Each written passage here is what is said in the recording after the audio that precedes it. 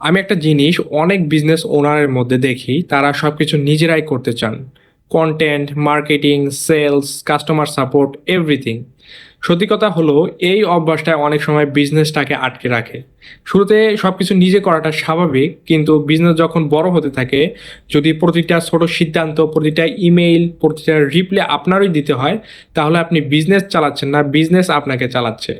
যে বিজনেসগুলো দ্রুত গ্রো করে তারা একটা জিনিস খুব ভালো বুঝে, ওনারের সময় সবচেয়ে মূল্যবান। তাই যে কাজগুলো সিস্টেম, টিম বা এআই করতে পারে, সেগুলো তারা নিজেরা ধরে রাখেন। কারণ ওনারের কাজ প্রতিটা টাস্ক করা না, ওনারের কাজ হচ্ছে ডিরেকশন দেওয়া।